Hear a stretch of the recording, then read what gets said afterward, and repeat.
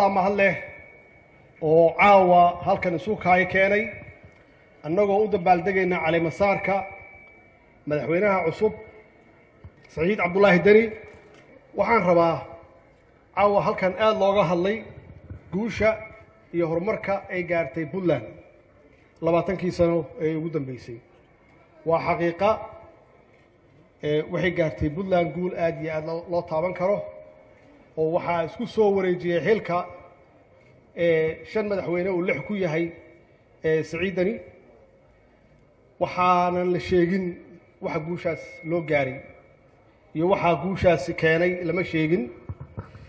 waxa la yiri dawlad wanaag iyo dawlad waa dhab laakiin dawladda xagee ka timid dawladda yaa keenay waxa loo baahan yahay inaan taas iyada naftigeeda aan si fiican u taabano dawladdan aan arkayno oo qurxoon oo horumarka la sheegay waxay ku timid shaqo badan iyo hawl badan ay salaadiinteedu ay qabteen waxaan ognahay salaadiinta oo dhaqameedyada ee Puntland inay yihiin dad midaysan oo runtii nabadoono dhab ah oo ka shaqeeya dib u heshiisiinta iyo walaaleynta dadka reer Puntland aad iyo aad ugu mahadsan yihiin waxa kale oo keenay horumarkan arkaysaan culimada oo runtii aad iyo aad uga hadla dadka u wacyi galiya u iftiimiya dawladdu waxay tahay iyo madaxdu waxay yihiin inaan la joogi karin dawlad la'aan in loo baahan yahay madax wanaagsan oo dadka hogaamisa runtii hawl badan bay qabteen waxaan ognahay inta badan xitaa farintooda kaliya kuma salaysna ama kuma aadana Puntland ay waxay ugu soo gaartaa xamar iyo ugu soo gaartaa sida uga hadlayaan in dawladda laga dambeeyo in madaxda la adeeco aad iyo aad ugu mahadsan yihiin ajar Allah ka siiyo waxa kale oo runtii gaarsiiyay Puntland meesha ay taagan tahay waa ganacsatada oo aan la sheegin oo xaqiiqatan maalgashi badan ku sameeya shaqo abuur sameeya mashruucyo badan keena oo riski gareeya dhaqaalahooda aad iyo aad ugu mahadsan yihiin waxa intaas dheer oo aan la sheegin iyada media annagoo og media wax badan in lagu hadlayn karo oo wax badan lagu burburin karo laakiin waa dhageystaa media ka jira Puntland inta badan dadku waxay ku wacyi galiyaan wax aad iyo aad u wanaagsan kuma wacyi galiyaan in dawladda laga hor yimaado aad iyo aad ugu mahadcelinayaa sida dawladoodu u garab taagan yihiin ayna u jecel yihiin haddaba su'aasha taalo waxay tahay oo madaxweynaha u taala intaas oo qaybaha kala duwan ee bulshada ah oo wacyigoodu aad iyo aad u sareeyo waxa loo baahan yahay inuu sida rasmi si wanaagsan uu hogaamiyo yaa loo baahan yahay maxaa yeelay iyagu dadkaas aan sheegnay kuma aadana kaliya baahidooda Puntland oo waxay u jeedaan oo u muuqda wax ka weyn Puntland oo ah qarannimo Soomaaliyeed oo ah midnimo Soomaaliyeed oo ah wadajir Soomaaliyeed sidee lagu gaari karaa marka intaas lagu gaari karaa waxa lagu gaari karaa dawlad goboleed iyo dawlad federaal oo wada shaqayn leh oo wax qabad leh yaa lagu gaari karaa wada shaqayntu waxa weeye iyadoo la wada tashado iyadoo maxaan ku raahdaa la isu tanaasulo iyadoo wax la wada qorsheysto iyadoo la is aamino iyadoo loo turo shacabka Soomaaliyeed iyadoo loo turo yaa lagu gaari karaa in la gaaro in wax la qabto waa ognahay marka khilaaf u yimaado oo aan la wada shaqaynin 18 sano ugu dambeysay dawladnimadeena meesha ay taalo waa aragnaa iyo waxa ayna gaarsiisay waxa ugu sahlan oo kaliya inay tahay inaan la dhameystirin dastuurkii inaan la dhameystirin muddadaas la dhameystirin waxa ku xiga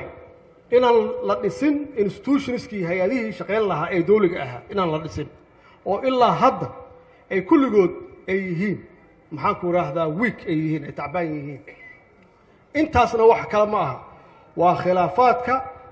dawladda dhexdeeda dhex yaala weyn oo aan hadda halkan ku fadhino afar prime minister halkan aan ku fadhino caawa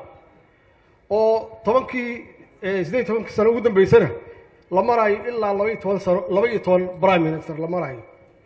markii maalin walba marka uu isbedel yimaado waxa xaqiiqo ah maalin walba markuu khilaafaad yimaado waxa xaqiiqo ah inaan waxba la qaban oo shaqadu ay istaagto waana waxyaabahaas waxa keenay in dawladdu aysan lahayn ciidan adag oo runtii dalka difaaca oo ka xoreeya dalka qolooyinkan nabadiidka ah ciidan adag oo xuduudadeena difaaca ciidan adag oo baddeena difaaca iyo ciidan cirba annagoona lahayn waxaasoo dhanna waa waxaan soo marnay aan khibrad u leenahay oo ay tahay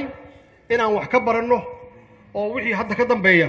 aan iska ilaalino wax alla wixii khilaafaad dhexdeena ah haddii ay timaadana aan dhexdeena ku xallisanno si aysan qofna u ogaan aynan u raadin dad shisheeye ah oo aan ka raadino damaanad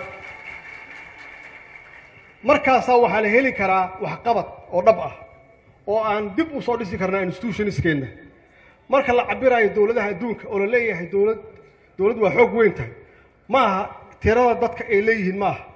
baaxadda dhulka uu leeyahay ma aha khayraadka dhulka uu leeyahay ma aha waxa weeye inta institutions u dhisan weeye institutionsna waxaa ugu horeeya kow in laga ilaaliyo hay-adaha dawliga wax la yidhahdo musuqmaasuqa in laga ilaaliyo maxaa yeelay musuqmaasuqu waa cudurka ku jira institutionska ama hay-adaha ku jira oo si sahla u burburin kara inta badan waxaa laga yaabaa inaan u naqaano musuqmaasuqa lacag la xado keliya ma aha waxa weeye dadka khaladka loo magacaabayo oo jagooyinka loogu magacaabayo weeye oo aan u qalmin oo aan aqoonteeda lahayn kartideeda aan lahayn khibraddeeda aan lahayn waxay tahay qofka shaqeeya oo khiyaamaya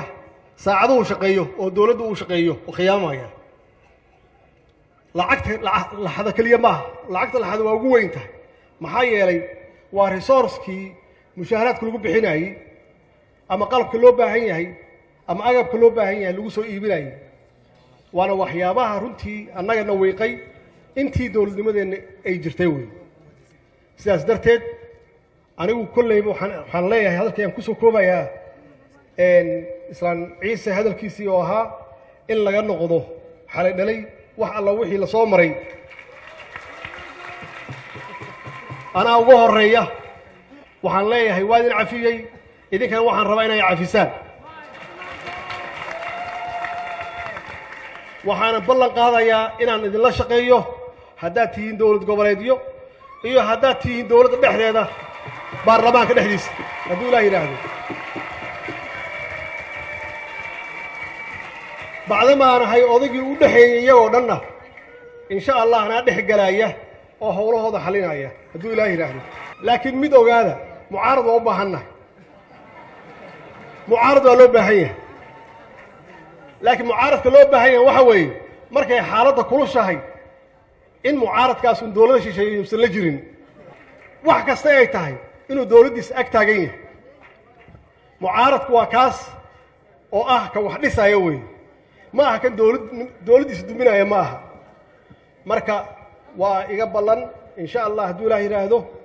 inaan wada shaqayno maxaan ku idhaahdaa inaan dhisno institutionskeenna in aan